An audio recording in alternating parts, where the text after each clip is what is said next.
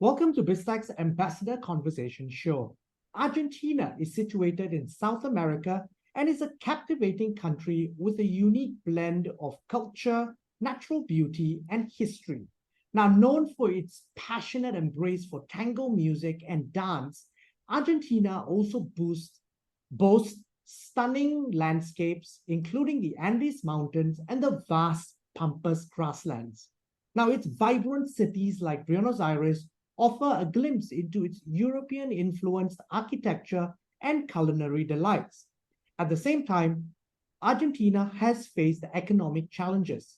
However, it remains a place of rich traditions, warm people, and a deep love for soccer and tea. Now, to enlighten us about Argentina, which is the second largest economy in South America, we have the Ambassador of Argentina to Malaysia, His Excellency Manuel Balaguer Salas. Now, Your Excellency, welcome to the show. Hello, Brian. Thank you so much for having me. I'm very happy to be able to have this conversation with you to address the bilateral relation between my country, Argentina, and Malaysia, but not only Malaysia, also the ASEAN countries. So thank you very much. Now, Argentina today, give us an overview of your $650 billion economy. Well, Argentina, as you mentioned, is the second economy in terms of GDP in South America after Brazil. Our GDP estimated is like 610 billion USD. Argentina is a mid-income economic country. That's very similar to Malaysia in terms of GDP per capita. We are around 12,000 USD per year per capita. And is a very diversified economy. We are members of what we called the Mercosur, which is the most important southern trade bloc in South America, with Brazil, Uruguay, and Paraguay. We formed the bloc. Argentina, as you maybe know, is member of the G20. Now, recently, we were invited to take part in the BRICS. So now we are also a member of the BRICS. In terms of, I like to use this index of the UN Human Development Index. Argentina is ranked, I think it's 47 from 191 countries. That means that not only the economy, but the education, the healthcare, access to healthcare, education, and other aspects of everyday life are taken into account in this index. So we can say Argentina is pretty much developed in terms of human development. We are basically, an agro-industrial country. Our exports are mainly agricultural products, commodities, but we have also very high-end sectors like satellite technology or nuclear reactors, both for energy and medical purposes. So, I don't want to give you more, continue with the introduction, but maybe you have some questions to ask me.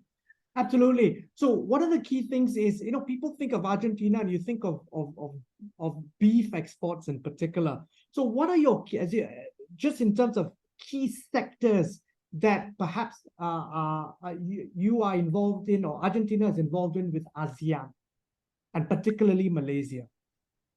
Yes, Brian. As I mentioned, Argentina is mainly an agro-based, is a strong country in terms of agriculture products.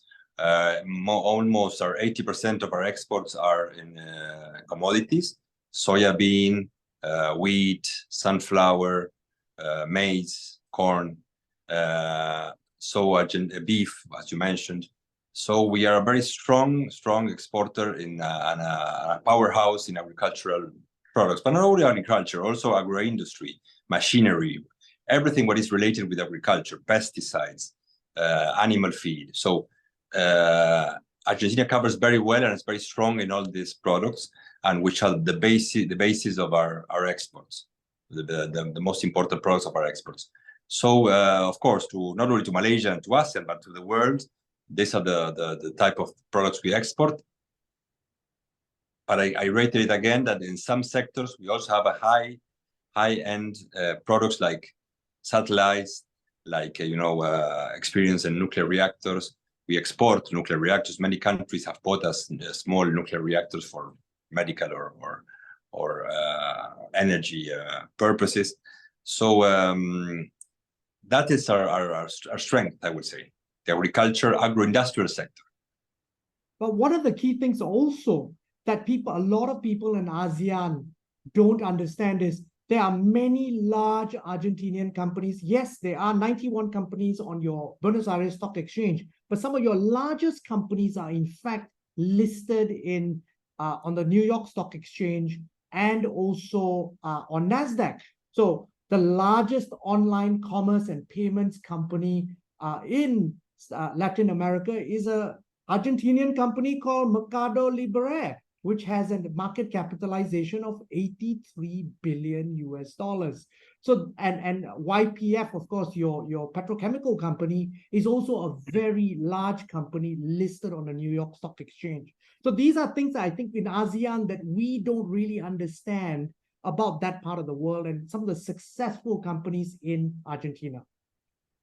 Yes, you're right to mention it, and thank you very much, because yes, we have what you're saying. We have many unicorns. The more than 1 billion USD companies listed in the NASDAQ are called unicorns. Argentina has more than 8.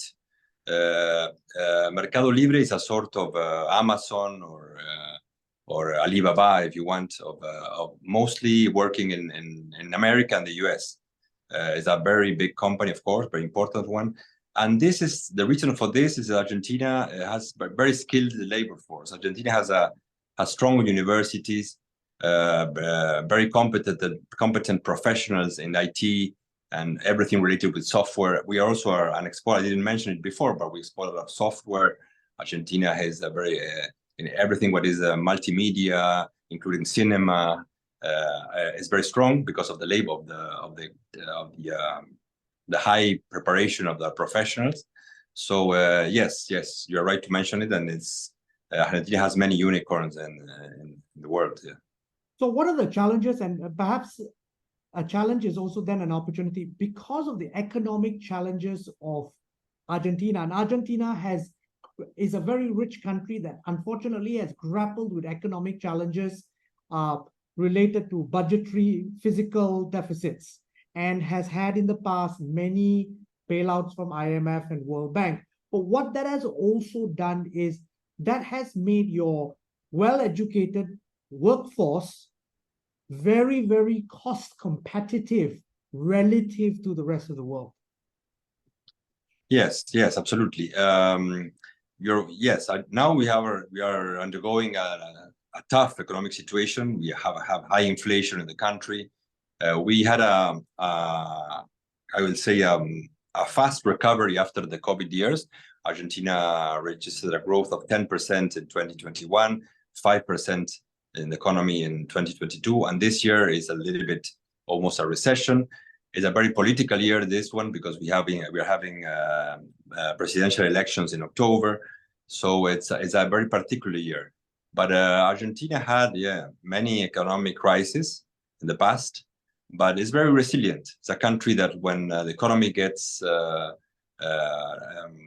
macroeconomic gets fixed, and then the economy starts very fast to recover and increasing the volume of both trade and production. Look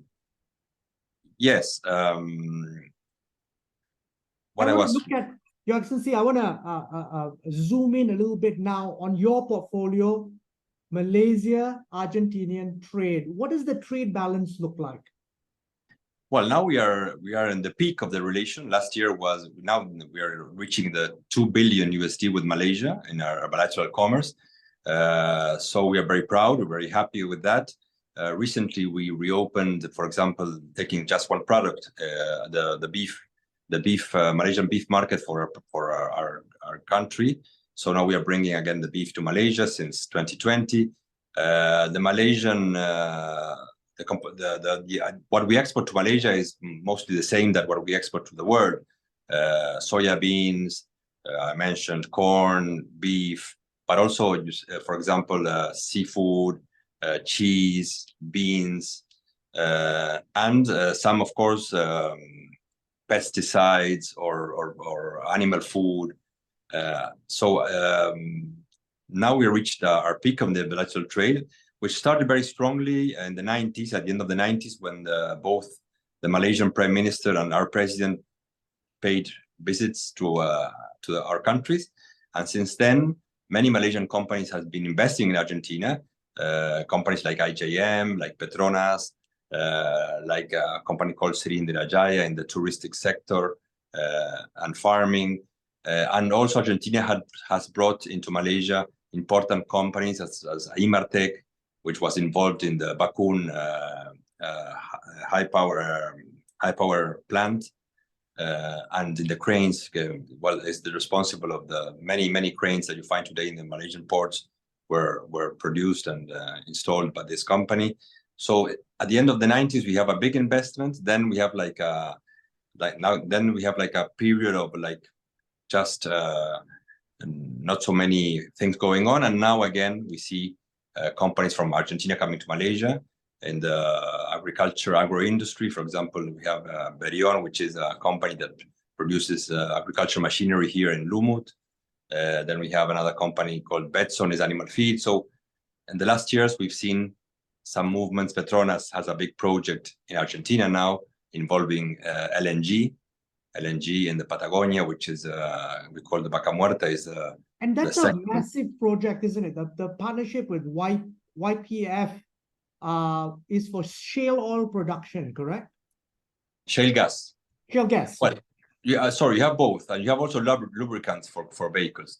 Okay. Petronas, the relation between YPF, it's a national oil and gas company, and Petronas started strongly in 2014 for research, exploration, and extraction of oil in this region, the Patagonia of Argentina, which is it's the second biggest shale gas reserve in the world and the fourth biggest shale oil reserve in the world. So Petronas has been working with YPF in that.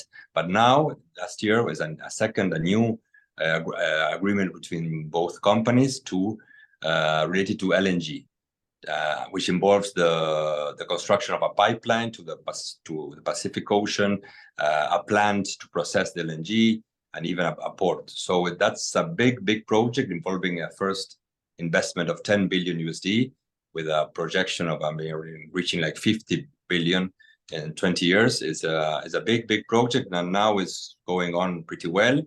Actually, in the Congress in Argentina, there is a law that must be passed to regulate all this investment. But we are very confident this will happen.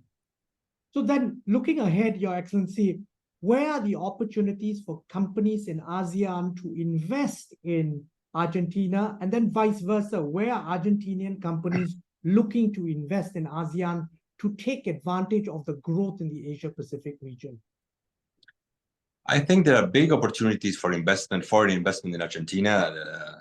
Nowadays, you have, of course, what is oil and gas. We were just speaking about that, the importance of Vaca Muerta, this huge area in the south of Argentina with big resources, but also in lithium in the north, in renewable energy. Renewable energy is very strong in Argentina, both solar and wind. Again, in the south of Argentina, the wind is very consistent, very strong during the whole year. And in the north, we have many solar developments going on, and in infrastructure too, and roads, ports. There are a lot of investment opportunities for not only for Malaysia but companies, but also for ASEAN companies. And on our side, we provide again a lot of if you want, we could help a lot in the food security issue, which is at the top of the agendas in many ASEAN countries. Argentina is not only a producer of commodities, but it has a lot of expertise in engineering, in crops, in sowing and harvest procedures. So all what is related to agriculture in this region, Argentina will be a very important partner, I think. Could play an important role. Manuel, it's been a fascinating conversation. I learned a lot, and I'm sure our audience did. But before we leave, any final thoughts you'd like to leave the audience with? Well, first of all, thank you. And I'm happy you didn't mention football, because the first thing everyone tells me in an interview is about Messi. So thank you for that. Yes. Thank you for that. No, I'm very proud. I'm actually finishing my period here in Malaysia after 6 years. I had a wonderful experience. I was so surprised by the possibilities of expanding the commerce, which in certain products we managed to do it, but it's still a lot of room for improvement, and we'll need to establish high authorities visits to both countries to enhance this. And I'm very optimistic about the relation, because Malaysia has a similar role in ASEAN as Argentina has in Latin America. It's not the biggest economy, as Malaysia is not the biggest economy in the region, but we have a lot of technical development and possibilities for what we call the South-South cooperation in many issues and many aspects. So I'm very optimistic. Manuel, thank you very much for taking your time to be on the show.